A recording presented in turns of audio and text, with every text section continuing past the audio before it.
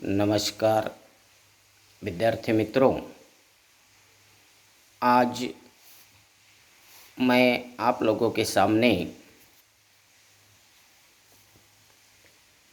आर्य भाषाओं का संक्षेप में विकास क्रम रख रहा हूँ। मेरी किताब है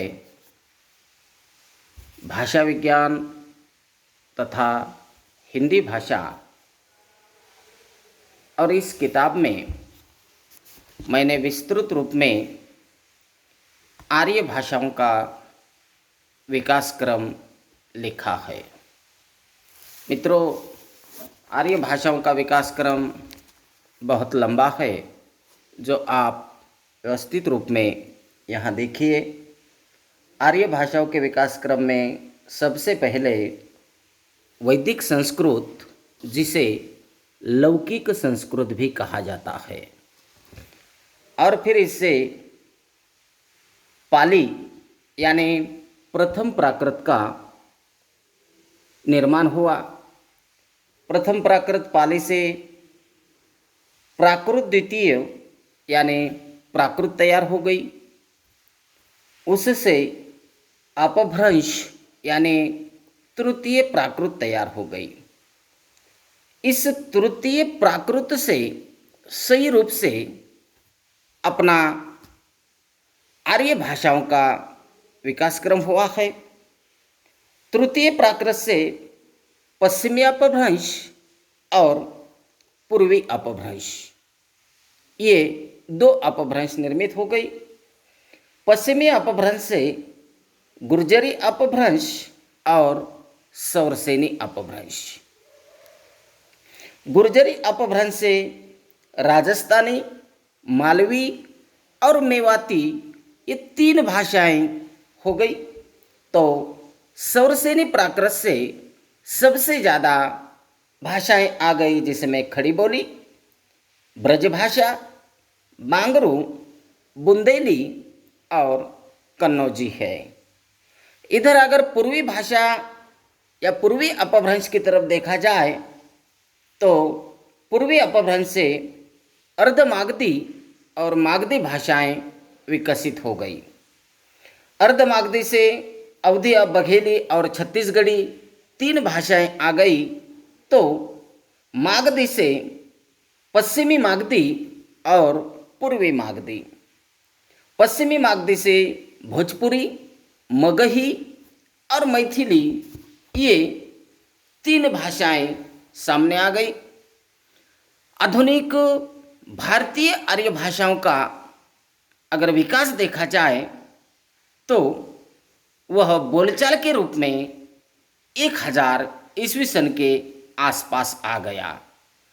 वैसे ये भाषाएं बोलचाल के रूप से पहले ही विद्यमान थी, परंतु सही रूप से इनका जो विकास हो गया है वह अपभ्रंश से ही हो गया है। आगे भारतीय इन भाषाओं को अगर संक्षेप में आपको देखना है तो आधुनिक भारतीय आर्य भाषाओं का जो संक्षेप में परिचय है, इसमें सबसे पहले आती है सिंधी। सिंधी सिंध प्रांत की भाषा थी। भारत पाकिस्तान विभाजन के बाद इसके बोलने वालों की संख्या अजमेर, कच्छ, बंबई, दिल्ली आदि में है। सिंधी की अपनी लिपि लंडा है, परंतु कई कई इसके लिए गुरुमुखी का भी प्रयोग किया जाता है। इसकी जो बोलियां हैं उसमें बिचौली है, सिरोकी है, लारी है, थलेरी है और कच्छी है। इसके बाद नंबर 2 पे आती है लहंदा। लहंदा का शाब्दिक अर्थ है पश्चिमी। इसकी लिपि भी लंडा है, किंतु यह प्रायः फारसी लिपि में लिखी जाती है और इसकी प्रमुख 4 बोलियां हैं, जिसमें लहंदा है, मुल्तानी है, पोठावरी है और धनमी है। नंबर 3 पे आ जाती है पूर्वी पंजाबी, और इस पूर्वी पंजाबी ये प्राचीन मध्य पंजाब की भाषा है और इस पर शौरसेनी भाषा का अधिक प्रभाव है। कुछ विद्वान इसकी उत्पत्ति टक्क अपभ्रंश से मानते हैं। इसकी भी लिपि लंडा है, किंतु कहीं कहीं गुरुमुखी लिपि का इसके लिए प्रयोग किया जाता है। चौथी है पहाड़ी, जिसके दो भेद हो जाते हैं, पूर्वी पहाड़ी और मध्य पहाड़ी। पूर्वी पहाड़ी यह नेपाल की राजभाषा है, तो मध्य पहाड़ी इसमें गढ़वाली और कुमाऊनी यह इसके दो रूप आ जाते हैं। पश्चिमी पहाड़ी इसमें लगभग 20 बोलियां हैं। सिंहली यह चौथी है, जो कि सौराष्ट्र के आसपास की भाषा है और इस पर मराठी भाषा का अधिक प्रभाव है। नंबर 5 गुजराती, जो शौरसेनी अपभ्रंश के नागर रूप के पश्चिमी रूप से इसका विकास हुआ है। यह गुजरात, कठियावाड़ और कच्छ में बोली जाती है। इसकी लिपि पुरानी राजस्थानी से विकसित हुई है। भीली यह राजस्थानी और गुजराती सीमा रेखा के आसपास यह बोली जाती है। भीली का संबंध राजस्थानी और गुजराती से है। पश्चिमी हिंदी शौरसेनी अपभ्रंश से इसका विकास हुआ है। इसमें कन्नौजी, बुंदेली, खड़ी बोली, ब्रज एवं हरियाणवी ये 5 बोलियां हैं। खड़ी बोली इसकी प्रमुख बोली है, जो आज हमारी राजभाषा के पद पर आसीन है। और ये जो खड़ी बोली है, इसके लिए नागरी लिपि का प्रयोग किया जाता है। और भारत की अगर कोई मानक एवं स्टैंडर्ड हिंदी है तो वह है खड़ी बोली।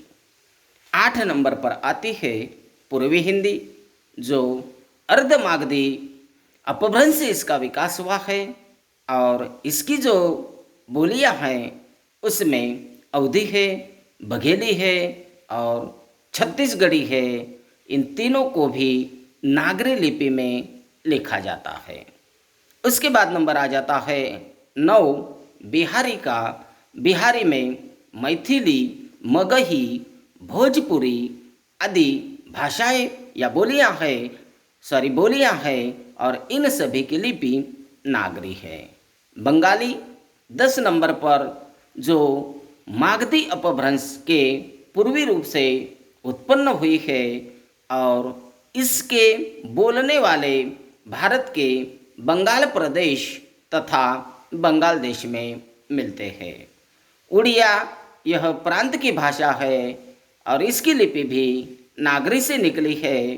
राजनैतिक कारणों से इसमें तेलुगु और मराठी भाषा के शब्द पर्याप्त रूप में दिखाई देते हैं। असमिया यह जो 12 नंबर की भाषा है, यह प्रांत की भी भाषा है और इसमें भी बंगला से कुछ भिन्नता दिखाई देती है। 13 नंबर पर हमारी मातृभाषा मराठी है, जो महाराष्ट्री अपभ्रंश से निकली है और इसकी लिपि भी नागरी है। और कोंकणी यह एक मराठी की बोली भी है। जिप्सी, जिसके बोलने वाले आज एशिया, यूरोप, अफ्रीका तथा अमेरिका के अनेक भागों में मिलते हैं। इनकी भाषा भारतीय आर्य भाषा है और शब्द समूह पर भारतीयों का बहुत कुछ प्रभाव है। इस प्रकार से भारतीय भाषाओं का वर्गीकरण विश्व के भाषा परिवार तथा भारोपीय परिवार का मैंने संक्षेप में आप लोगों के सामने विवेचन रखा है। धन्यवाद। मैं प्राध्यापक डॉक्टर शंकर पजई, तोस्नीवाल कला वाणिज्य एवं विज्ञान महाविद्यालय सेनगांव। विस्तृत जानकारी के लिए मेरा ये किताब है भाषा विज्ञान तथा हिंदी भाषा। धन्यवाद।